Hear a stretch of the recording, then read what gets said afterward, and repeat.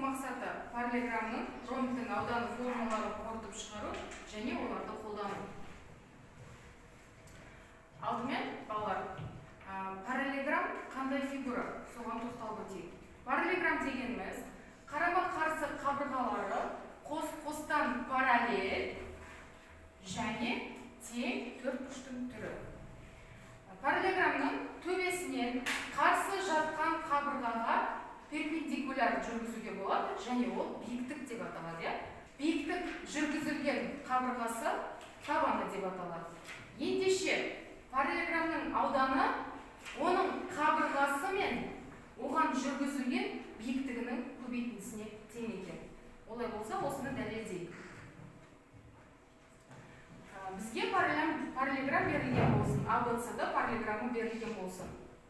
Егер осы параллелограммның Б төбесі арқылы АД қабырғасына биіктік жүргізіп, оны Е нүктесі арқылы белгілейтін болса, және С төбесі арқылы АД қабырғасының созындысына биіктік жүргізіп, оны F нүктесі арқылы белгілейтін болса, бізге жаңадан тағы да бір фигура пайда болады. Ол EFCB төртбұрыш екен. Енді балалар қараңдар, бұл жерде ABCD параллелограммы BDCB трапециясы мен AEB тікбұрышты үшбұрышынан, ал BFCB төртбұрышы EDSB трапециясы мен DFC тікбұрышты үшбұрыштарынан тұрады екен. Олай болса, берілген ABCD параллелограммы мен EFCB төртбұрыштары тең шамалас екен. Олай болса, параллелограммның ауданы оның қабырғасы мен оған жүргізілген биіктігінің көбейтіндісіне тең екенін дәлелдеді. Ауданын табудың екінші формуласын назарларына ұсынамын. Егер бізде параллелограммның екі қабырғасы мен олардың арасында жатқан бұрышы белгілі болса, осы арқылы да параллелограммның ауданын табуға болады екен. Онда екі көршілес қабырғалар мен олардың арасында жатқан синусының көбейтіндісіне тең болады екен. Ендеше осыны дәлелдейік. Егер АБ қабырғасының А түзуі, АД қабырғасының Б түзуі деп көрнектейтін болса, ал бұлардың арасында жатқан бұрыш альфа деп берілетін болса, онда біз бастапқыда берілген параллелограммның ауданын есептеудің берілген қабырғаға жүргізілген биіктігінің көбейтіндісіне тең формуласын қолдану арқылы біз параллелограммның ауданы оның екі көршілес қабырғасы мен олардың арасында жатқан бұрыштың синусына тең екендігін дәлелдеп шығарамыз. Және ромб параллелограммның дербес түрі болғандықтан біз ромбтың да ауданы тура параллелограммның ауданы сияқты есептеп таба алады екенбіз. Жалпы ромб қандай фигура екенін есімізге түсірейік. Ромб барлық қабырғалары тең және диагоналы перпендикуляр болатын төртбұрыштың түрі екен.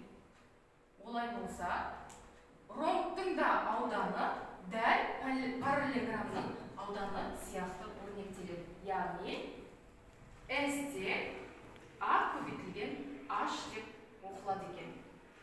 Егер ромбтың қабырғасы мен оның сүйір бұрышы берілетін болса, онда оның да ауданын сүйір бұрышы арқылы есептеп табуға болады екен. Онда ромбтың ауданы оның қабырғасының квадраты мен сүйір бұрышты синусының көбейтіндісіне тең болады екен. Бұл жағдайда S тең А квадрат синус көбейтілген синус альфа деп беріледі. Себебі бізде жаңа айтып кеттік, ромбтың барлық қабырғалары тең екен. Олай болса, балалар, түсінікті болса, ары қарай тапсырма орындап көрейік. Алдарында бос ұяшықты толтыр тапсырмасы.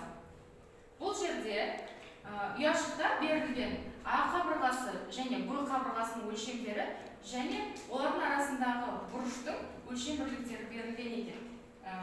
Бастапқы берілген параллелограммның ауданын табудың формуласын қолдану арқылы берілген тапсырманы орындаймыз. Бұл жерде А бізде 6-ға тең, ал Б қабырғасы 5-ке тең. Ал олардың арасында жатқан бұрыш 30 градусқа тең екен деп көрсетілген.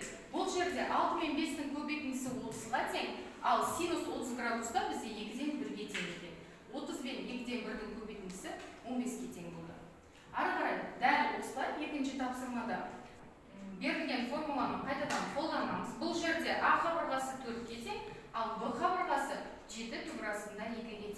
синус 45 градусты өрнектейміз.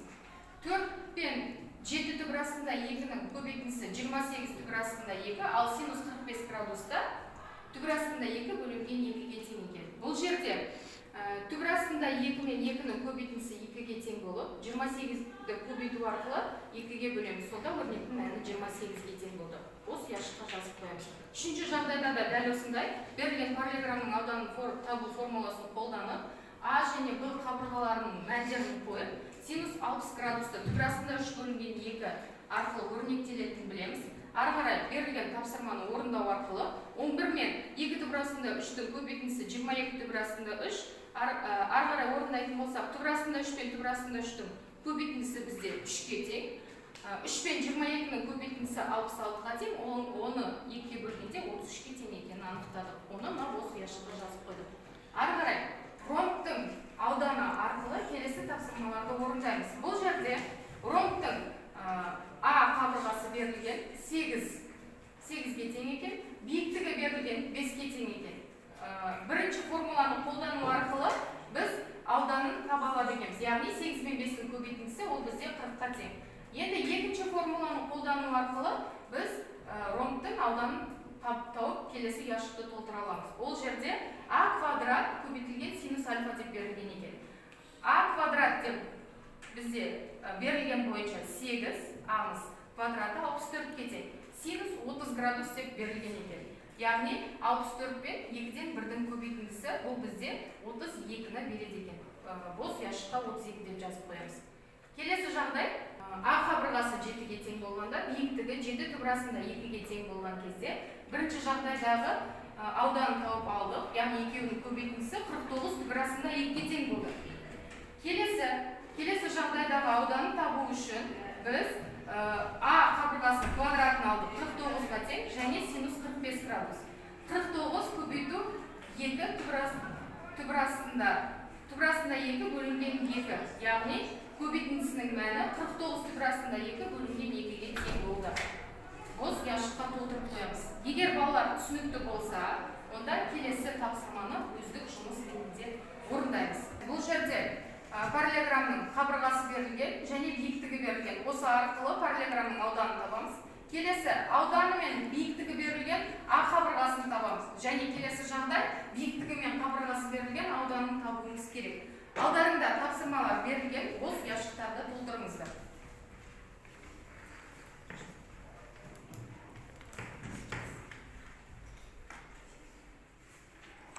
Болдық па? Болсақ, ендеше жұмыстарымызды тексерейік. Бірінші жағдайда қабырғасы 7-ге, биіктігі 8-ге тең болғанда, параллелограммның ауданы 56-ға тең болды. Дұрыс болды ма? Кәнекей қолымызда сигнал карталары бар, жоғары көтерейік. Өте жақсы. Екінші жағдайда бізде аудан 16-ға тең болды, биіктігі 2-ге тең болды. А қабырғасы 8-ге тең екен, дұрыс па? Өте жақсы. Келесі А қабырғасы 8-ге тең, биіктігі түбір астында 3-ге тең. Параллелограммның ауданы 8 түбір астында 3-ге тең, дұрыс па? Өте жақсы балалар, тамаша.